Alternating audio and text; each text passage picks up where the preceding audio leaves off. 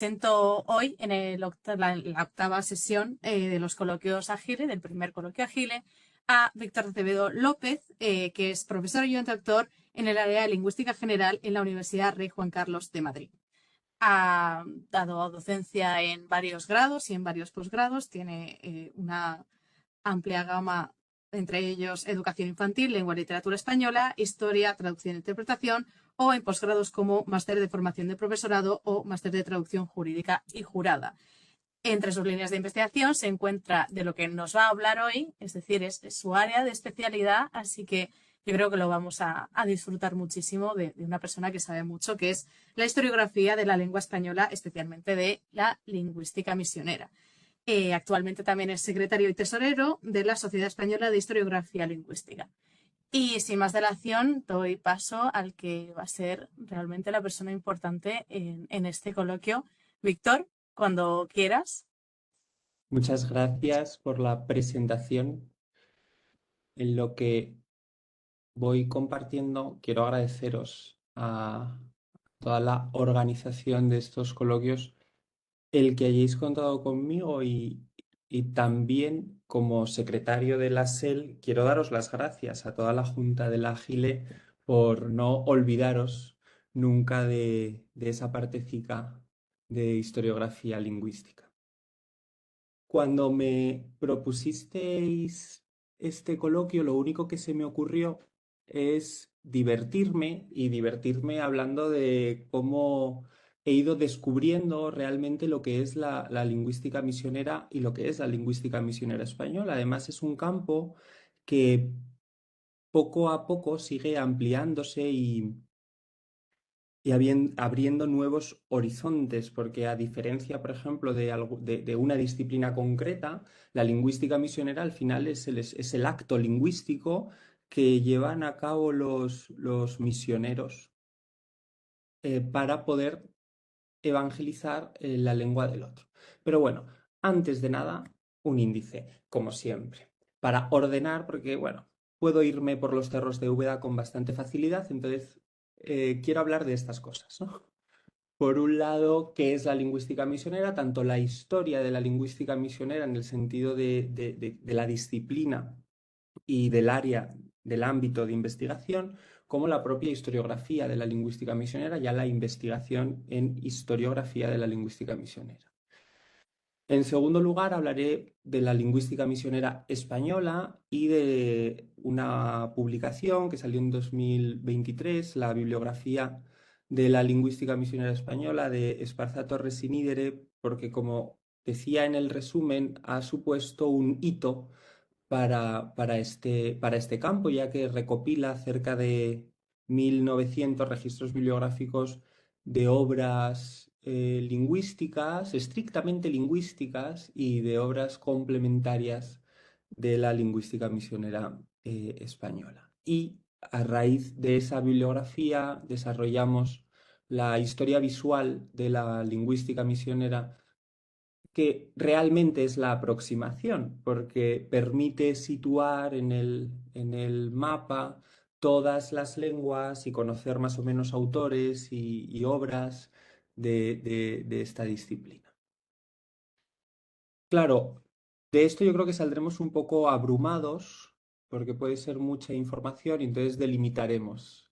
Y ya nos centraremos en el objeto de estudio y en sus dimensiones, como la geográfica o la lingüística. Yo sobre todo he trabajado la dimensión geográfica de la lingüística misionera, porque, em, claro, no es un hecho lingüístico que se dé en un único lugar y de una manera determinada, sino que, como veremos más adelante, se da desde el oriente hasta el occidente, pasando por numerosos lugares. Incluso en esta misma diapositiva ya veis, ya podéis ver un punto en la península ibérica, ¿no? Que eso, bueno, pues al final es el árabe del reino nazarí de Granada que describieron en ese vocabulista arábigo que se describió antes incluso que las gramáticas de las lenguas de los pueblos originarios.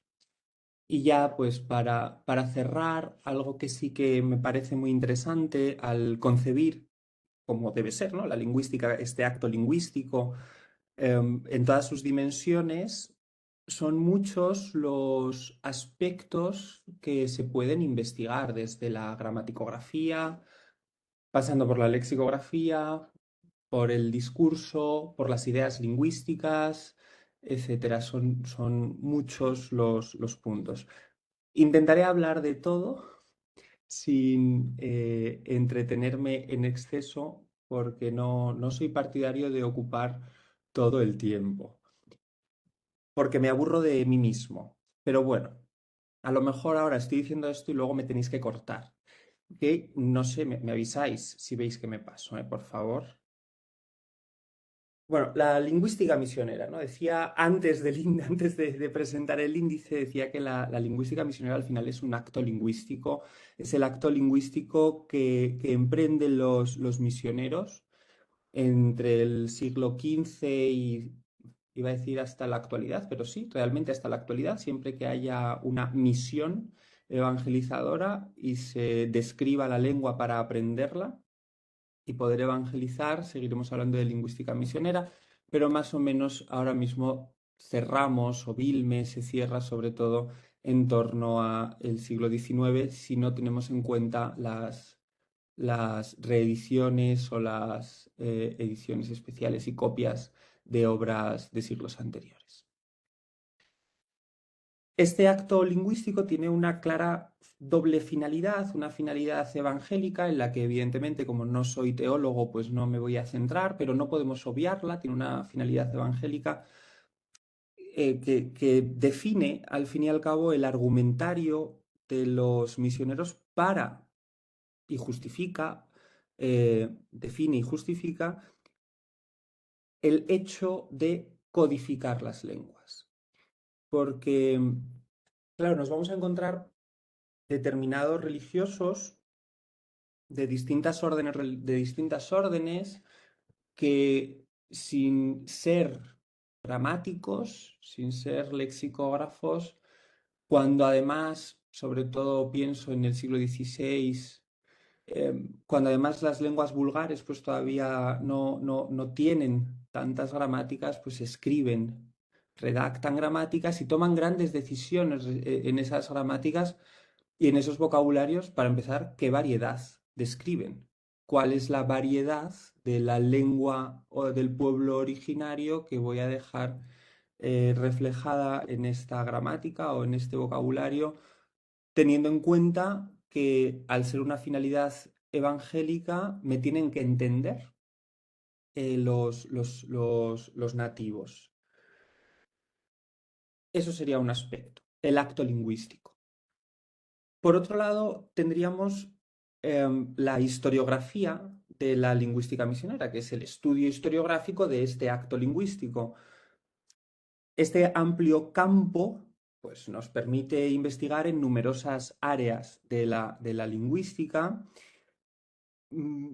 Sí que es cierto que, como veremos más adelante, son límites un poquito difusos. En esta diapositiva, si no me equivoco, porque a ver si puedo mover esto. Ah, sí, en esta diapositiva lo que se puede ver junto al mapa es un texto religioso, que, como tengo un poco oxidado el pipil, lo voy a decir directamente en castellano, ¿no? Que es este tratado de la vida y muerte de nuestro Señor Jesucristo. Este texto, que aparentemente a un lingüista, para conocer una lengua, cómo se ha trabajado, cómo se ha escrito, pues podría pasar desapercibido. En esas primeras páginas que vemos ahí al lector, el misionero anónimo, no sabemos quién es, pero el misionero nos justifica cómo está dividida la lengua náhuatl. Porque al final, la lengua pipil, que se mantiene en El Salvador, más o menos, hoy en día, es una lengua de la familia utoazteca. El resto de las lenguas utoaztecas, en el mapa es el color naranja que se encuentra por México. El resto de la familia utoazteca está toda en lo que es la actual República, o sea, en lo que es los Estados Unidos mexicanos. Por lo tanto, está separada, hubo una migración, pero los misioneros sí que identificaron perfectamente que eran una lengua emparentada y entonces nos está explicando que hay tres tipos de lengua náhuatl y que la lengua de los niños, por eso se llama pipil, que es lengua de los niños, es esta. ¿Mm? Y pone en valor la lengua mexicana, el náhuatl, que describieron Molina, Olmos, Garocci, que es el de los nobles, ¿no? Entonces, en un texto religioso nos encontramos toda una justificación lingüística que también nos explica por qué escribo en pípil. Bueno, no lo hice yo, que lo he dicho en primera persona, me identifico demasiado, yo creo, pero por qué escriben este tratado de la vida y muerte de nuestro Señor Jesucristo. Otro ejemplo que me gusta poner para entender un poco por qué incluimos estos textos, este tipo de textos complementarios, los llamamos complementarios, en, como textos oportunos para el estudio de la historia y geografía de la lingüística misionera, es la primera traducción de los evangelios al náhuatl. Hay un artículo de 2018 de Tellez Nieto y Baños Baños, porque encontraron una traducción de los evangelios al náhuatl del siglo XVI en la biblioteca capitular de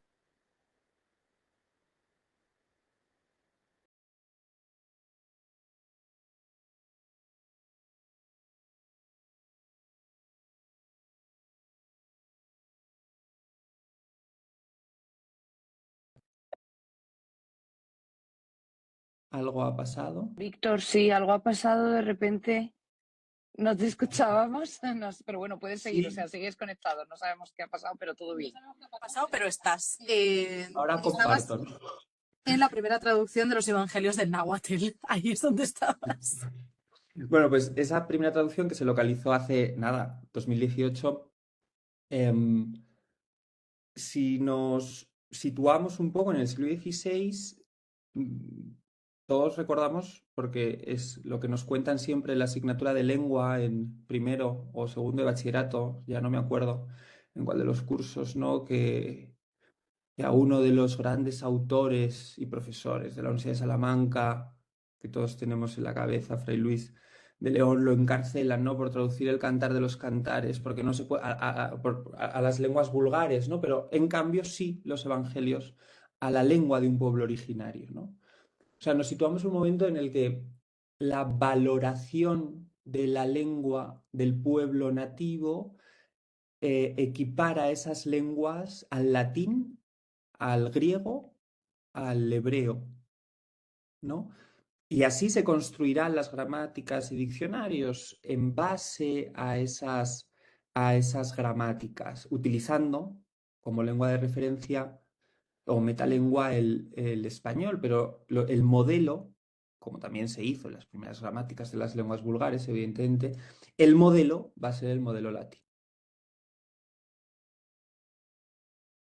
Todo esto lo voy contando, pero realmente para mí el resumen de qué es la historiografía de la lingüística misionera desde, pues casi desde que empecé a hacer la tesis y descubrí un poco en qué jardín me estaba metiendo, es esta cita de Antonio del Rincón en su Arte Mexicana que sintetiza en estas palabras el argumentario que ya habían desarrollado otros antes que él, como Molina.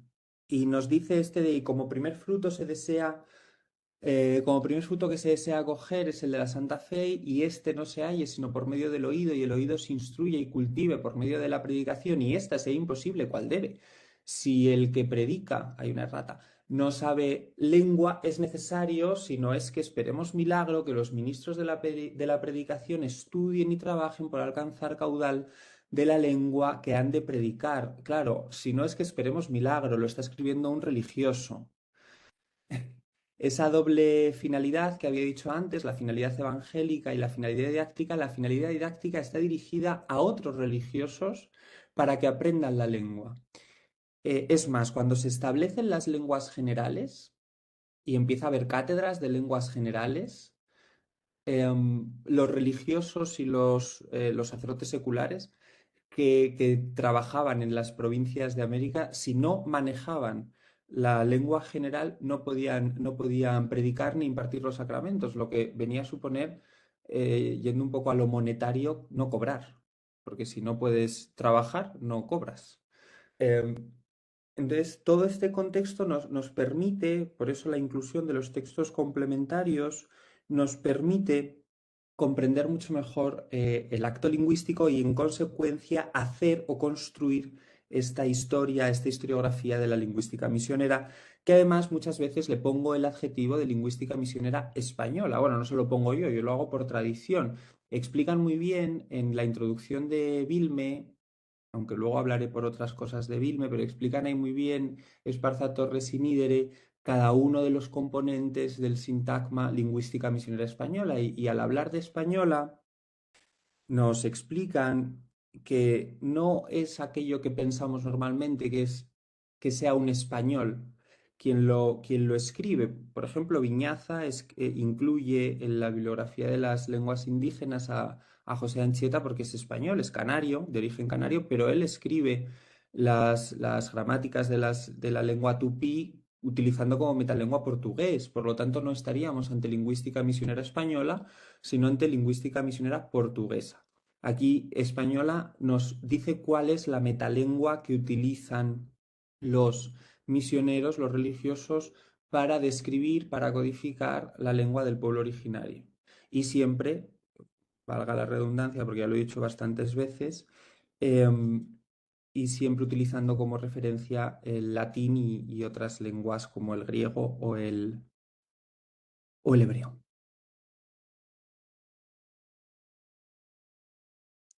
En la diapositiva he querido reflejar un poco cuáles fueron las lenguas, voy a ir metiéndome para ir entendiendo todavía mejor la lingüística misionera, cuáles fueron las lenguas que recibieron un mayor interés por parte de los misioneros y qué misioneros codificaron estas lenguas. Pueden ver en la tabla de las lenguas que casi todas son lenguas americanas. En primer lugar el náhuatl, en segundo lugar el quechua. En tercer lugar ya aparece una lengua filipina que es el tagalo. Es cierto que en Filipinas no se establecen lenguas generales como en América, sino que se establecen unas lenguas francas, pero el tagalo, por su situación geográfica y por el poder, o sea, porque se hablaba en Manila, pues al final sí que tiene una mayor eh, presencia. Luego tenemos cachiquel, yucateco, quiche, purépechá. Son lenguas mayenses. El maya, aquí no, o sea, el maya, claro, otro de los problemas que tiene la lingüística misionera es saber el nombre de las lenguas que están describiendo. Porque yo sé español, ¿no? No sé maya, ninguna lengua maya. Me encantaría, pero no tengo esa capacidad. ¿Qué pasa? Que en el siglo XVIII, sobre todo a finales del XVIII, principios del XIX, hay varios estudiosos que empiezan a recuperar manuscritos y obras escritas por los religiosos y que se conservaban en parroquias, ¿no? Y entonces empieza a aparecer el glotónimo maya. Normalmente intuimos que maya hace referencia al yucateco, ¿no? Porque yucateco es la lengua maya por excelencia para los religiosos, mientras que cachiquel es la lengua del Reino de Guatemala, era más o menos como ellos las denominaban. Pero bueno, que podríamos repartir, ¿no? La lengua maya la podríamos repartir entre cachiquel y yucateco. Incluso alguno seguro que para la lengua quiche. Bueno, purépechá, que es una lengua que se habla en México. El cebuano, nos volvemos a ir a Filipinas. En este caso, si tenéis el archipiélago en la cabeza, las islas de en medio, son todas las islas Visayas, que se conocen como las islas Visayas, pues ahí encontraríamos el cebuano, que además es muy interesante, ¿no? Cómo entienden la variedad lingüística del propio cebuano. El cebuano es la lengua del cebú, pero luego está el cebuano de Panay o el cebuano de... porque van encontrando todas esas matizaciones. Otomí, zapoteco Aymara, de nuevo estamos en América, la Aymara Sudamérica, y Loco, en este caso es la isla de Luzón, que es la isla del norte de Filipinas, y Guaraní, América. Encontramos casi todas las lenguas generales de América en esta lista: náhuatl, quechua, eh, guaraní. No está, en cambio, la lengua chibcha. La lengua chibcha sí que se estableció como lengua general. Es más, tenemos constancia de esa cátedra de lengua chibcha, pero no conservamos suficientes registros bibliográficos. En cuanto... Bueno, podemos comprobarlo entonces, yo creo que son pocos datos, pero se ve, ¿no? Porque al lado aparece el número de registros que controlamos de cada una de las lenguas, pues desde los 317 hasta los 32. Se puede apreciar un poco cómo los misioneros sí que pusieron mucho ímpetu a la hora de aprender todas las lenguas. Además, se va viendo de manera progresiva, no, por desgracia aquí no se ve, pero se va viendo de manera progresiva cómo en los primeros momentos de la misión se centran en las grandes lenguas, y entonces es esperable que conservemos más textos de estas, pero luego ya a finales en el 18, y algunos todavía quedan en el 19, van yendo a lenguas todavía más minoritarias.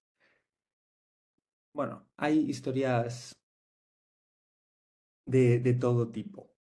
Hay una, por ejemplo, del padre de San Vítores en Filipinas. Él estaba en Manila y entonces se entera por uno que había naufragado y había estado un filipino que había naufragado y había estado no sé cuánto tiempo en la isla de Guam, que ahí había una población que no conocían la fe, y entonces se emperró el padre San Vítores en ir a evangelizarlos, y se emperró tanto que le dejaron irse con un par de seminaristas, y en los meses de travesía pues escribió la gramática con el informante que había naufragado, se lo llevó de nuevo. Esta vez pues no naufragaron, pero se lo llevó de nuevo, y en esos meses de travesía escribió la gramática, ¿no? O sea, esa era su manera de trabajar. Es la gramática de la lengua del chamorro. Em, en cuanto a los autores, que los tenemos, los lingüistas misioneros, que los tenemos en la otra tabla, aquí hemos recogido aquellos que más atención han recibido, sobre todo por parte de la investigación, ¿no? Cómo la historiografía de la lingüística misionera se ha centrado en especialmente estos autores, y qué lenguas han descrito, o lengua, cada uno de ellos, ¿no? Pues ahí está, los dos primeros lugares con la lengua náhuatl, Alonso de Molina y Andrés de Olmos, que son los primeros, casi podríamos decir. Alonso de Molina, además, se le conoce como el Nebrija de Indias. Hay numerosos trabajos de Galeote sobre su obra lexicográfica. Luego tenemos a Francisco Blancas de San José con el tagalo, Gilberti con el purépechá, el quechua con Diego González Holguín y Domingo de Santo Tomás. Realmente por orden debería aparecer antes Domingo de Santo Tomás y luego Diego González Holguín, porque Domingo de Santo Tomás es el primero del que tenemos constancia, al menos, que describe la lengua quechua, y es el que toma esa primera decisión sobre qué variedad del quechua. Luego tenemos a Luis de Valdivia, este jesuita que describe y codifica sobre todo el mapudungún, pero también el Alentiac y el Milcayac. El Alentiac y el Milcayac son dos lenguas de la provincia de Cuyo que hoy ya no se hablan, hoy ya están muertas, que además solo conservábamos por pequeños fragmentos en distintas bibliotecas, y hace también poquitos años Natalie Cancino Cabello localizó en Roma, si no me equivoco, la doctrina, arte, vocabulario y confesionario del Alentiac, y la doctrina, arte, vocabulario y confesionario del Milcayac. Decía el título de ambos porque queda muy claro queda muy claro que los misioneros entienden su tarea lingüística incluyendo textos complementarios y textos que nosotros consideramos estrictamente lingüísticos, como se puede ver aquí. No es el único caso, pero siempre me gusta poner como ejemplo a Luis de Valdivia. Y por último, Melchor Oyanguren de Santa Inés, vasco, que yo siempre le he tenido mucho cariño por Nerea Fernández de Gobeo, porque siempre que le he estudiado, pues yo me acuerdo de Nerea, ¿no?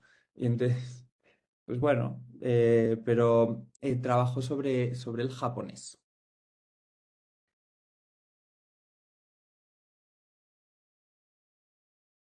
Antes ya hemos avanzado. Uno de los problemas a los que se enfrenta la investigación en historiografía de la lingüística misionera española, que es el nombre de las lenguas.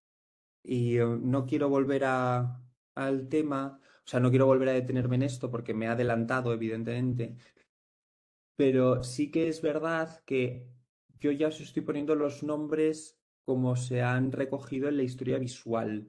Pero uno de los grandes problemas, también, pues todos los que trabajamos con corpus o incluso la propia biblioteca virtual de la filología española, uno de los grandes problemas es qué nombre tiene esta lengua y cuál no, ¿no?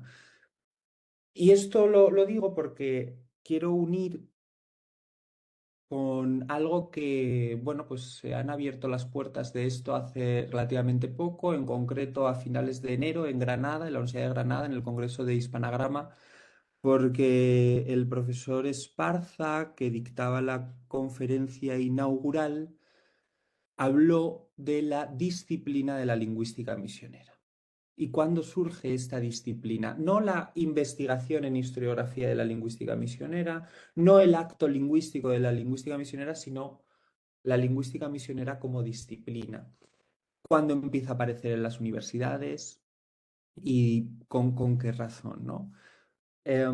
No me voy a detener porque espero que pueda publicarlo y que todos podamos disfrutar de sus apreciaciones sobre la disciplina de la lingüística misionera, pero sí que es interesante cómo esta disciplina y el estudio de esta disciplina continúa a través del Summer Institute of Linguistics, el SIL, que tiene uno de los mejores elencos de lenguas y grupos lingüísticos, junto con Glotolog, que también les pertenece, y esto sí que nos permite ir determinando el glotónimo, ¿no? Otras veces es por tradición, pero sí que es verdad que si se van buscando los distintos nombres de lenguas, muchas veces vas por área geográfica porque es la única noción que tienes, em, pues te aparecen, ¿no? Pues también se le ha llamado de este modo, de este modo, de este modo. Y entonces te permite estandarizar un poco este problema. Aunque lo perfecto sería, evidentemente, que tuviésemos investigadores que manejasen las lenguas, evidentemente las que quedan vivas, para poder identificar todavía mejor cuál es exactamente la lengua que se describe o codifica en esa gramática o en ese vocabulario. Uy, ¿por qué no se pasa?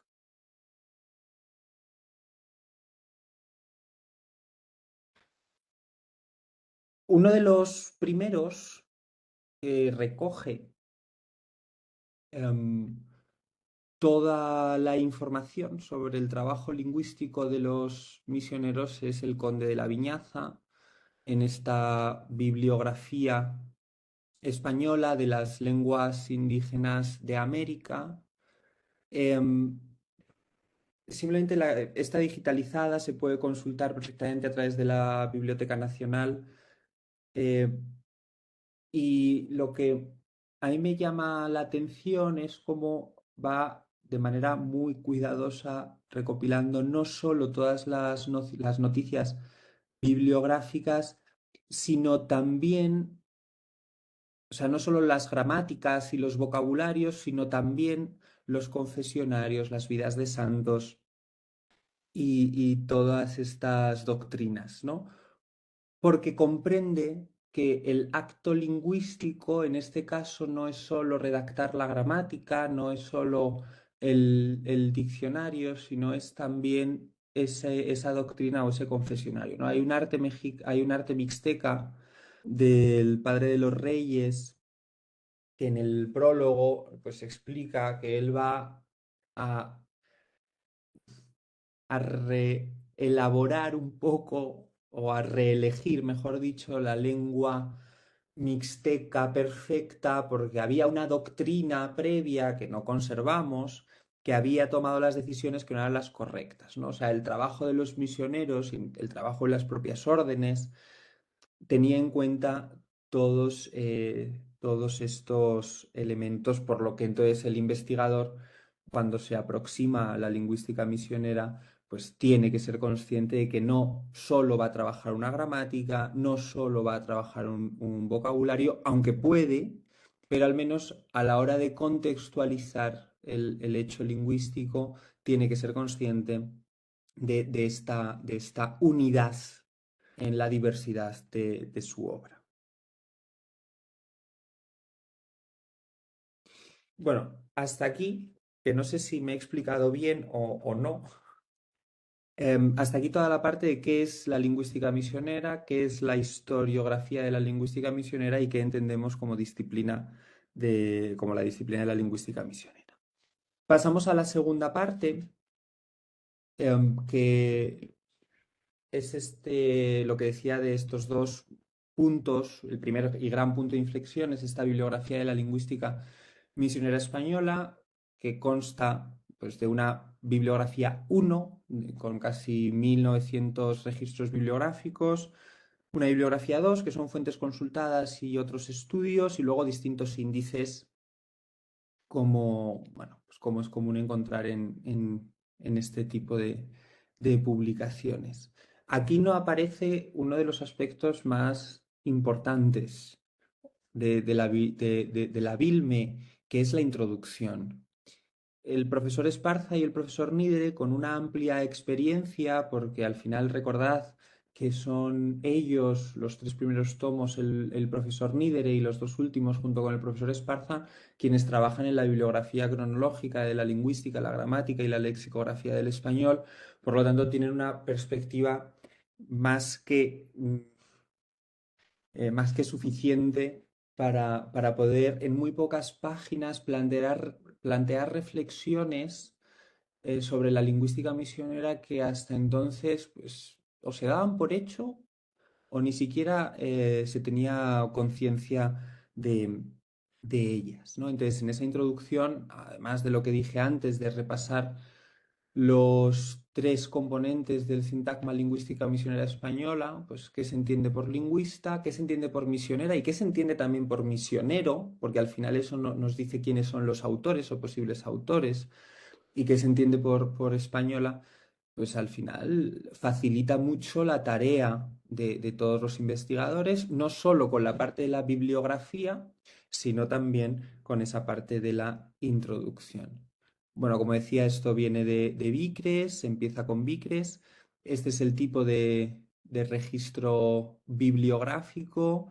Aquí hemos puesto una doctrina, esta doctrina cristiana y explicación de sus misterios en nuestro idioma español y en lengua arda, porque en esta, em, porque esta obra nos permite conocer muy bien el trabajo de los misioneros, y entonces es la que solemos poner como ejemplo. Y voy a pasar ya, sobre todo porque, claro, yo voy a hablar de algo que he hecho yo. La BILME, pues no la he hecho yo, pero sí que creo que es interesante que todos la conozcamos, algo en lo que yo sí he trabajado, que es la historia visual de la lingüística misionera española. Esta idea surge sobre todo por la asignatura que se imparte en mi universidad de Historia de la Lingüística Española y también relacionado con otra asignatura que tenemos, que es Fundamentos de Lingüística 2, donde pues, explicábamos un poco lo que es la tipología lingüística en el caso de Fundamentos de Lingüística 2 y la propia lingüística misionera en el caso de Historia de la Lingüística. Entonces empezamos con un pequeño proyecto de innovación docente, porque claro, una lista con cerca de 1900 documentos repartidos en 38 grupos lingüísticos y en casi 180 lenguas, pues atractiva no es, ¿no? No dan ganas de conocer lo que viene a ser la lingüística misionera. Entonces, bueno, pues planteamos, también yo ya estaba trabajando en esa geografía de las lenguas de la lingüística misionera, entonces planteamos llevar el mapa en 2 dimensiones a un mapa interactivo, donde tanto un investigador como alguien que lo ha encontrado de rebote navegando por la web, aunque ya no se diga navegando por la web, a mí me parece una expresión preciosa, pero aunque alguien se lo encuentre navegando por la red, puede conocer y comprender qué es la lingüística misionera. Esta es la interfaz donde todos los elementos están relacionados. Sobre todo aquí se ve muy bien ese mapa general donde se colocan, cada lengua es un punto y según es más grande o más pequeño el punto, significa que tenemos más o menos registros bibliográficos. Evidentemente se puede buscar tanto en la selección de idioma como en la selección de grupo lingüístico y puedes hacer zoom y mil cosas más. Este es un ejemplo de búsqueda. En este caso nos estamos yendo hacia, bueno, primero tenemos el mapa general, luego nos vamos hacia la zona de América del Norte y Centroamérica, seguimos hacia Guatemala, hacia la actual Guatemala, en su momento también era Reino de Guatemala, y pinchamos en la lengua quiché. Al pinchar, ¿es el quiché? Sí, quechí. Pinchamos en la lengua quechí, perdón. Al pinchar, no, quiché. Sí, al pinchar vemos que se nos abre toda esa información y luego los distintos registros que tenemos, que hay en Bilme de esta lengua. Creo que ahora tengo otro ejemplo, en este caso de Filipinas, donde si nos vamos a la isla de Luzón, que es la isla grande que hay que está en el norte del archipiélago, y pinchamos en el Pangasinan, pues se nos abre esta imagen. Si os dais cuenta, las tablas que aparecen a los lados del mapa, según vamos haciendo zoom, también hacen zoom con nosotros. Mientras nosotros vamos navegando en el mapa, estas tablas van reduciendo el número de posibilidades que aparecen.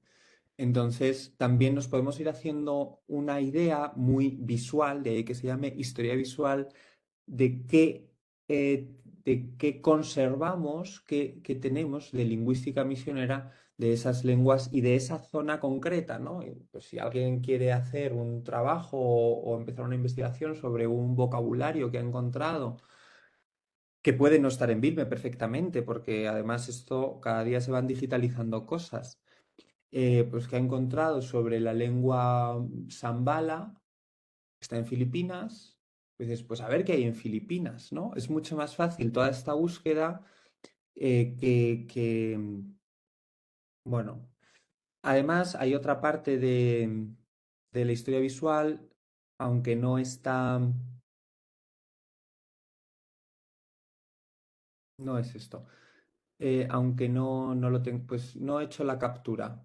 Pero bueno, si aquí aparte, este es el índice de obras por idioma, o sea, aquí están todos los idiomas y al situarnos encima de cada parte de obras nos salen todos los registros que tenemos de esa obra que nos puede facilitar un poco la búsqueda. Al otro lado, o sea, justo debajo pone tabla 2 índice de autores.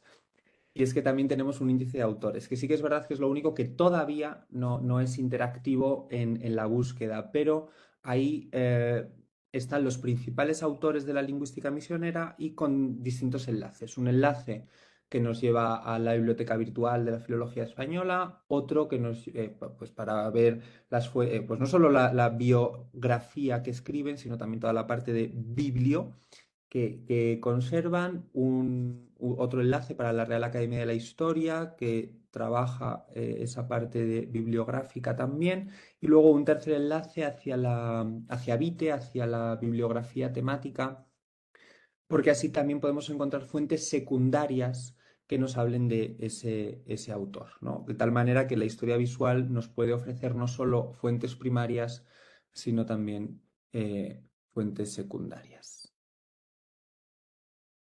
Bueno, esto es un ejemplo de búsqueda, pero me estoy dando cuenta de que ya son las 7 menos 20. Yo que no iba a entretenerme. Bueno, después de este repaso, claro, hacer una bibliografía así, hacer una historia visual como esta, o trabajar en un campo, mejor dicho, como el de la historia de la lingüística misionera, creo que después de estos 40 minutos ya de aburrimiento absoluto, porque ya me estoy cansando hasta de mi tono de voz, ¿no? Pues nos podemos hacer una idea de que no es fácil, ¿no? Y que el objeto de estudio al que nos enfrentamos en lingüística misionera es muy diverso. Aquí vuelvo a poner este tratado de la muerte, de la vida y muerte de nuestro Señor Jesucristo, también un arte de la lengua zambala y española, o eh, este vocabulario, ¿no? De la lengua mexicana en letra castellana. No, perdón, es el vocabulista arábigo. Me estaba inventando yo lo que es. No, este es el vocabulista arábigo en letra castellana, ¿no? Es la primera obra de lingüística misionera que además se inicia en el reino nazarí de Granada. Y aunque no os quiero aburrir más de lo que ya os estoy aburriendo, sí que creo que es bueno que destaquemos, ¿no? Algunos aspectos relevantes para entender un poquito este objeto de estudio. Hay un capitulito, muy, bueno, capitulito. Yo hablo en diminutivo porque me gusta hablar en diminutivo, no porque es algo pequeño. Hay un gran capítulo de Zimmerman sobre el objeto de estudio de la lingüística misionera en 2004, que según ha ido avanzando la investigación se ha ido matizando, ¿no? Em, yo lo resumo un poco en este verso latino que nos permite entender un poco,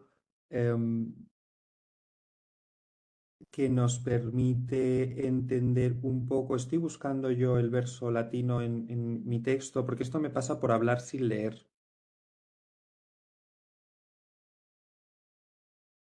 Vale, que nos permite ir viendo un poco cómo es la relación de los distintos elementos, como el autor, la autoría, el lugar, el dónde, el por qué. Ahora iré repasando un poquito cada uno, pero para explicar la imagen tendríamos distintos aspectos relacionados entre sí, y eso nos da obras que podríamos decir prototípicas, pues por ejemplo el arte de la lengua mexicana de Andrés de Olmos sería una obra prototípica de la lingüística misionera, pero también nos puede llevar dentro de lo que es la lingüística misionera, en esos elementos de unión y de conexión, pues nos puede llevar a otras obras que a lo mejor a bote pronto no nos parecería lingüística misionera, pero en cuanto pues nos metemos un poquito en ello, pues sí que lo son, ¿no? Pues la lengua un manual para hablar la lengua pampa de un coronel, de un teniente coronel argentino, pues de primeras, pues diríamos, esto no es lingüística misionera. Pero según vamos avanzando en la lectura, pues nos damos cuenta de que este coronel tiene la finalidad de comunicarse con el pueblo originario y que además está copiando el esquema de la gramática del misionero, que es de un misionero, es decir, que realmente está ahí en el límite, ¿no? De lo que sería lingüística misionera o no sería lingüística misionera. Es decir, no siempre el autor tiene por qué ser un misionero.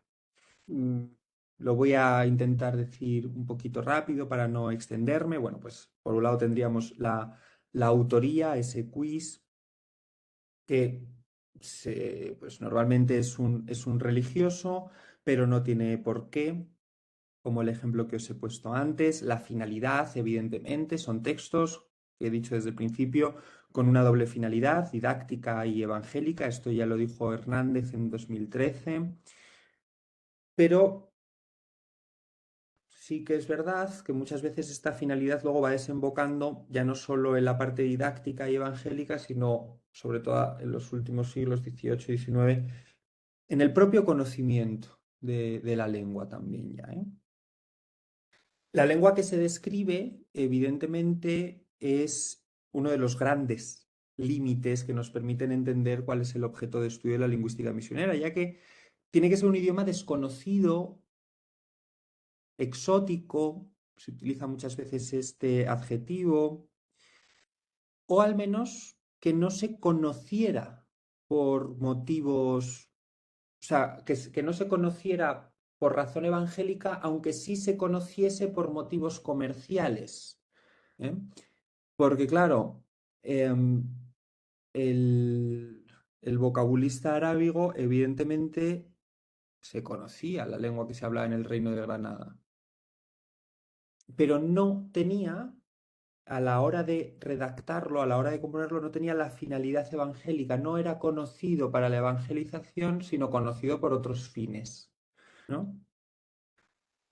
O el propio chino. Claro, cuando los españoles llegan a Filipinas y ya hay una gran población china, en lo que se conoce todavía hoy como el Parián de Manila, pues aprenden chino. Evidentemente ya había relaciones comerciales por otros medios, pero pues ahora vamos con esa finalidad evangélica que nos hace entender la lengua de una manera distinta. Bueno, en lo relativo al espacio y al tiempo, sí que hay muchos trabajos, pues hace poco se ha publicado uno creo que es de, no sé si, no recuerdo ahora bien, perdón porque no me lo he apuntado, no sé si es de Zimmerman o de Svarges, hace muy poquito sobre la diferencia entre lingüística misionera y lingüística colonial, ¿no?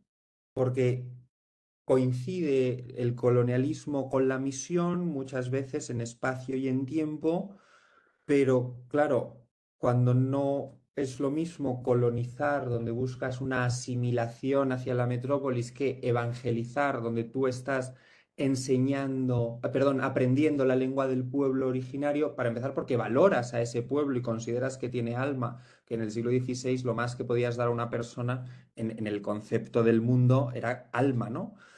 Pues valoras esa lengua y entonces ya trabajas la lengua del otro de una manera distinta. Evidentemente, luego, pues tiempo, pues desde que inicia el periodo de misiones, pues lo ponemos aquí con este vocabulista arábigo, hasta que haya misiones. Mientras se continúe con esta tarea, pues el tiempo es evidentemente amplio. Y espacio, pues yo creo que los mapas lo demuestran, es todo es todo el mundo. Podríamos hablar también del tipo de documento que se escribe, porque, bueno, pues incluimos no solo gramáticas, vocabularios, doctrinas, confesionarios, vidas de santos, sino que, bueno, hay catálogos de lenguas, incluso Vilme recoge una gramática latina de Gilberti, pero claro, es que esa gramática latina de Gilberti explica muchos aspectos de la lingüística misionera, ¿cómo no se va a incluir? ¿No?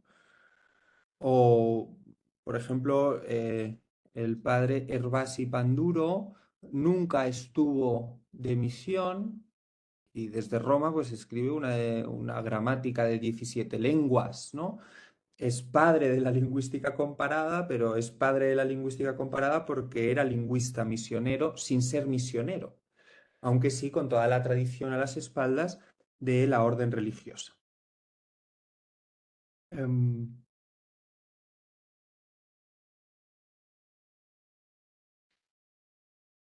vale. Y ahora ya, para terminar a tiempo, he corrido un poquito aquí, pero bueno, Para terminar a tiempo, em, aquí en estas diapositivas voy poniendo, ahora son artes, luego creo que vienen vocabularios y artes, y al final doctrinas cristianas, catecismos, diálogos, ¿no? Tenemos aquí distintos tipos de obras de la lingüística misionera. Porque yo terminaba este pequeño coloquio, que a lo mejor lo he hecho demasiado informal, pero si no yo creo que nos íbamos a aburrir todavía más. Pero yo terminaba o quería terminar este pequeño coloquio con todos los ámbitos en los que se puede investigar en historiografía de la lingüística misionera. Desde la parte de gramaticografía, la clásica, coger una gramática, estudiar esa gramática, pues te coges las series textuales de Zamorano, vas trabajando hasta otro de los aspectos que yo he trabajado más, que son las ideas lingüísticas, ¿no? Todas estas obras, en esos paratextos, pues nos dan muchísima información sobre el porqué de esta tarea lingüística, ¿no? Desde Molina, ¿no? Que nos decía ya, deberán los ministros de la fe y del Evangelio trabajar con gran solicitud y diligencia de saber la lengua de los indios y pretenden hacerlos buenos cristianos y pretender hacerlos buenos cristianos. Es decir, tienen que esforzarse por saber la lengua del pueblo originario o Maturino Gilberti cuando habla del purépechá, de todos está visto y entendido qué gran daño e inconveniente experimentamos en esta tierra. Sigue diciendo otras cosas. Muy mucho nos estorba la ignorancia de la lengua. Es decir, uno de los mayores daños que se puede hacer a la hora de predicar es la ignorancia de la lengua. Y como este es uno de los mayores daños, hay que trabajar la lengua. Y continúa en otro apartado, pues como lo dice San Pablo, hay que dar luz por el oído. Y entonces continúa ahí desarrollando esta idea.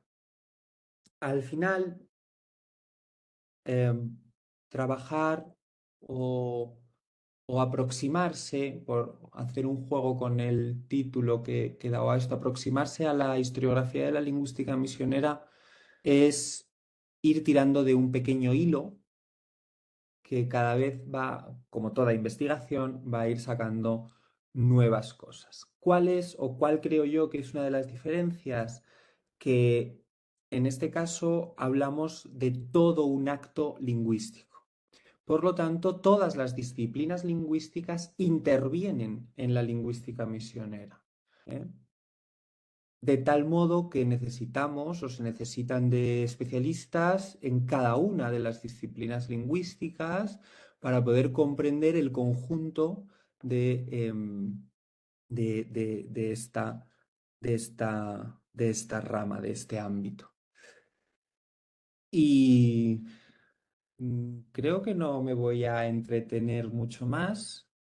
He conseguido no llegar a la hora, que era uno de mis principales objetivos, con incluso algún problema técnico entre medias.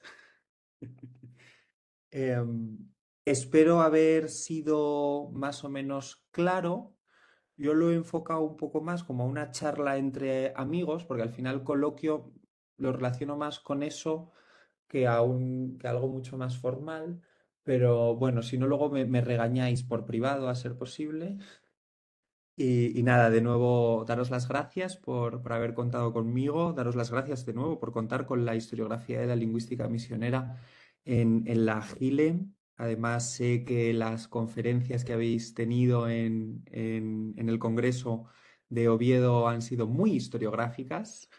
En la sociedad estamos encantados. Y poco más, pues quedo a vuestra disposición para preguntarme lo que consideréis.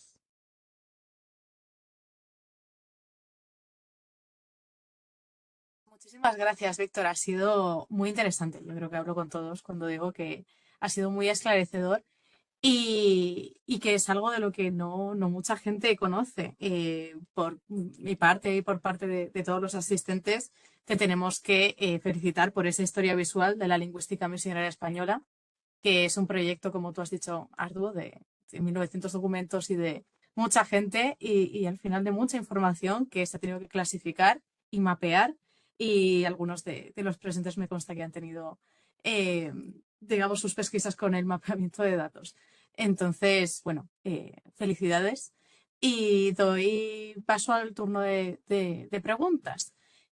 Si alguien tiene alguna pregunta, ya sabe que puede o bien activar el micrófono o bien levantar la mano. En ese caso, pues podría tomar la palabra sin ningún problema. Así que si hay alguna pregunta. Se han aburrido demasiado. No, no creo que haya sido eso. También se pueden poner por el chat, efectivamente, y se pueden leer si alguien prefiere no activar el micrófono, que a veces suele ser también eso. Bueno, o sea, si nadie tiene preguntas, empiezo yo. Reitero las felicitaciones, Víctor, la verdad. Y yo me preguntaba una cosa cuando estabas hablando sobre todo del índice de autores, y estabas hablando de esos autores que han escrito esas gramáticas, esos vocabularios, esos artes, me preguntaba si no habría tradiciones dentro de la lingüística misionera, es decir, grupos de Sí. trabajo. ¿Hasta qué punto es una labor solitaria de un misionero que de repente va y claro, existe una tradición? Tú mismo has dicho que hay poco de gramáticas, hay poco de, digamos que sobre todo es la tradición latina la que se coge, pero hasta qué punto también se fijan en Nebrija, por ejemplo, que también es del siglo Bueno, XVI. sí, he saltado muchas cosas. Eh, sí que Nebrija es el espejo, podríamos decir, en el que se miran muchas veces, pero no la gramática castellana, sino sus introducciones latinas. Más que la gramática castellana, esto se ve especialmente bien en la tesis de Tellez Nieto, que coge los distintos manuscritos que se conservan del arte mexicana de Andrés de Olmos y, y va viendo también y determina cuál es incluso la edición de las introducciones en la que se basa. Eso no quita, como han dicho otros autores, como Alvar, que no conociesen o que no tuviesen noticia o que incluso no estuviese en su celda alguna gramática castellana de Nebrija. Pero la, el esquema de los artes, de las lenguas, de las lenguas de la lingüística misionera es sobre todo latino. Mm, Sí que es verdad que muchas veces dicen, pues te puedes encontrar referencias de el subjuntivo, dejo para Nebrija su definición. Es decir, yo no te lo defino, yo solo tal, pero busca tú ya la definición en Nebrija. O incluso, pues ahora mismo no recuerdo cuál es el autor, que dice que da unas ideas a Nebrija que no son de Nebrija, ¿no? Pero ya como estaba instaurado como un referente, pues también se encuentra esa situación. En cuanto al modo de trabajo de los misioneros, uno da el nombre, pero era un trabajo en conjunto, es la orden religiosa, ¿no? Lo que pasa que luego, pues muchos lo ponen en sus propios en sus propios prólogos, esto lo hago porque me lo ha mandado tal, ¿no? Otras obras que son anónimas es de los padres o de los padres franciscanos es decir, trabajar en conjunto. Eso se ve especialmente bien también en la parte de vocabularios, en la parte de lexicografía. Em, claro, no se conserva todo, pero sí que por las noticias que tenemos, también por las crónicas de las distintas órdenes religiosas, normalmente ellos iban haciendo sus pequeños glosarios y luego una persona lo ponía en común y eso ya era lo que iba a imprenta, ¿no? O sea, la manera de trabajar, sobre todo en los primeros tiempos de la lingüística misionera, era, era así. Y luego, evidentemente, cada una de las órdenes pues ya tiene una tradición, va desarrollando una tradición y cada una de las lenguas tiene una tradición y se puede ver, incluso en el caso del náhuatl, creo que hay un trabajo de 2007 de Miguel Ángel de Esparza sobre todas estas gramáticas, primeras gramáticas del mexicano y son autores, son misioneros de distintas órdenes religiosas y como vemos ahí esa tradición ese inicio de tradición lingüística y que muchas veces se conservan cosas hasta hoy, ¿no? Ahí especialmente Ridruejo, que sí que ha trabajado muchos conceptos en distintas gramáticas, pues ve como en el caso de, si no recuerdo mal, de gramáticas de Filipinas, hay una cosita que ya los misioneros lo llaman ligatura por la manera en la que se tenía que colocar en la sintaxis y que ese término se mantiene en la actualidad. Es decir, también inician toda la tradición lingüística en las lenguas de los pueblos originarios. O sea, es muy interesante, de verdad que sí. También me ha surgido la pregunta de si hay alguna forma de distinguir aquellas obras que se crearon por distintas órdenes. Es decir, un jesuita de un franciscano tiene una forma distinta de trabajar, está como muy marcado en las órdenes o es algo No más todos. trabajaban juntos porque estaba todo, o sea, cada uno trabajaba por su cuenta. O sea, Sí, cada sí, por eso. orden tiene su tradición. Distinto es que conozcan las obras de otros por la zona, ¿no? Pues, por ejemplo, en aquellos lugares donde conviven varias órdenes religiosas, pues evidentemente se conocen y conocen lo que están haciendo otros. Pero, por ejemplo, antes hablaba de Hervás. Hervás es jesuita y todo lo que lleva a sus espaldas es el archivo de los jesuitas y los trabajos de los jesuitas. Aquí en Valladolid, en el archivo de los agustinos filipinos, pues casi todo es de los agustinos. Rara vez encuentras, en la parte de biblioteca sí que puedes encontrar algo, pero en la parte de archivos es suyo. Al final son pequeñas familias, bueno, o muy grandes.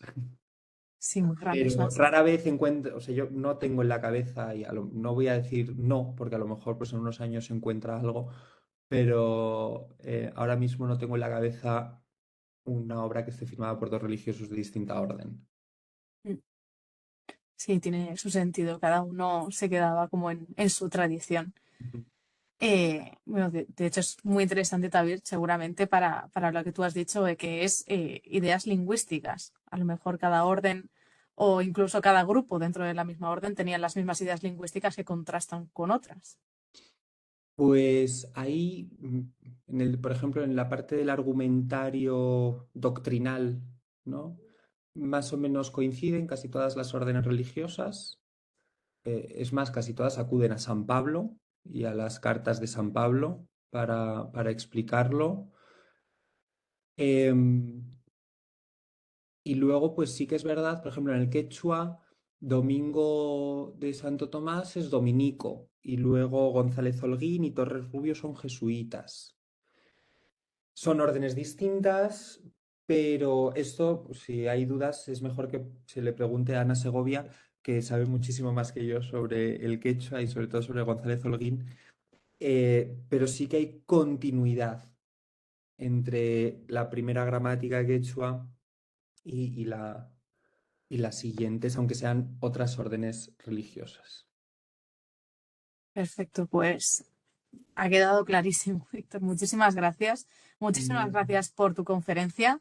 Si no hay más preguntas, tampoco por el chat, no tengo ninguna duda de que alguien te preguntará algo por privado. De todas formas, ya sabemos que estás siempre disponible para hablar de ello. Así que, bueno, muchísimas gracias por parte de toda la Junta Muchas Directiva, por parte gracias. de todos los asistentes. Me queda recordar simplemente que el siguiente coloquio será el 7 de mayo, también a la misma hora, a las 6, y que os esperamos a todos ahí. Y bueno, sin más, si te parece, Víctor, lo dejamos aquí. Por mí, perfecto. Perfecto. Pues muchas gracias otra vez. A vos.